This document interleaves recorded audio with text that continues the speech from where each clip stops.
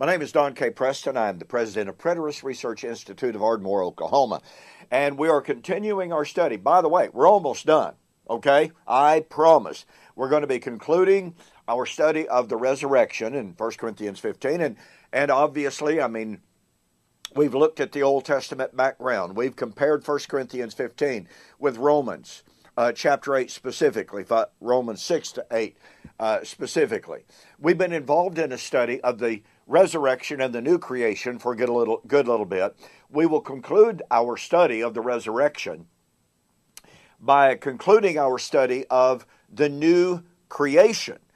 As we have shown, the resurrection brings in the new creation. You cannot talk about the new creation without resurrection.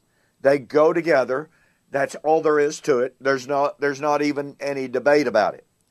What I've done is I have discussed the new creation from Isaiah 51, Isaiah 64, 65, 66. Now there's a ton of stuff that we left on the table, as it were, from Isaiah chapter 66. But again, not to make this the unending series, I want to show you, since I've already touched on the new heaven and new earth in 2 Peter 3, and shown that Peter was anticipating the new heaven and new earth that would come at the day of the Lord that was foretold by Isaiah.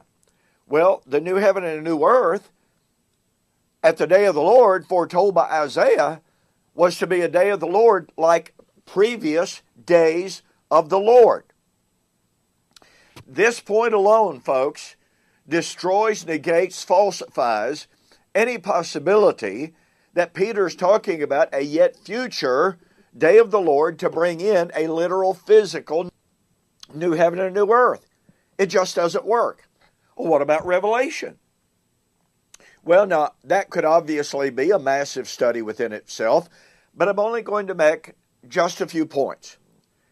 We could begin at the very beginning of the book of Revelation and to show, for instance, that chapter 20 is just a recapitulation of the visions in chapter 6, in chapter 12, chapter 14, chapter 18 and 19. But we're not going to delve into that. I simply want to point out that what we have in Revelation is the reiteration of the Old Testament prophecies. We have the reiteration of 2 Peter chapter 3.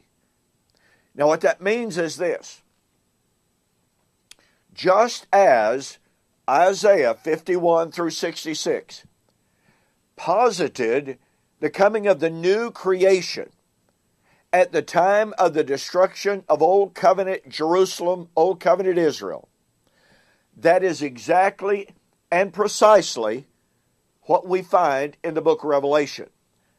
Now, once again, I'm not going to go into this in depth, but look at this particular theme.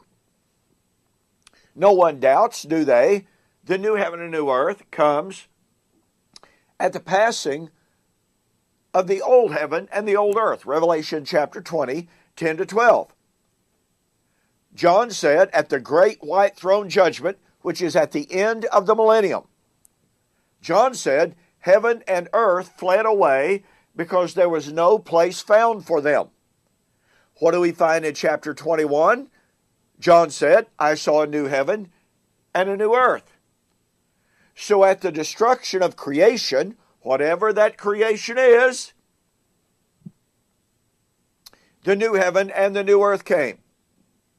Well, watch this. In Revelation chapter 16, boy, I tell you, you really have to catch the power of this. In Revelation chapter 16, at the judgment of the city Babylon, all of the islands of the sea fled away. The mountains were shaken and removed. That's the destruction of creation. Now, chapter 16 does not specifically mention the new creation, but it's talking about the passing of the old. Well, if you got the passing of the old, what does that mean for the new? It means the new was going to come. When was that going to be? At the judgment of Babylon. Specifically, at the pouring out of the seventh bowl of God's wrath. The seventh bowl of God's wrath would be poured out on the city Babylon. Who is Babylon? Well, it's the great city where the Lord was crucified. Revelation chapter 11, verse 8. Is there any question whatsoever about where Jesus was crucified? Not really. Not unless we have some kind of a presuppositional idea about who Babylon is, such as Mecca in Saudi Arabia, or New York City, or Rome, or the Roman Catholic Church, none of which is supported by the book of Revelation. So, the old creation would pass at the judgment of Babylon. Babylon was Old Covenant Jerusalem.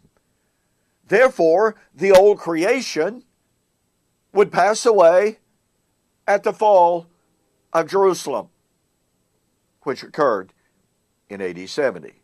Now, if the old creation passed away in AD 70, that means the new creation came in AD 70. I'm going to show you where Revelation chapter 20, Revelation chapter 16, and Revelation chapter 6 confirm this analysis of the passing away of the old creation at the judgment of Babylon, and that focuses on another theme that we will get to. In the meantime, we'll see you on the flip side.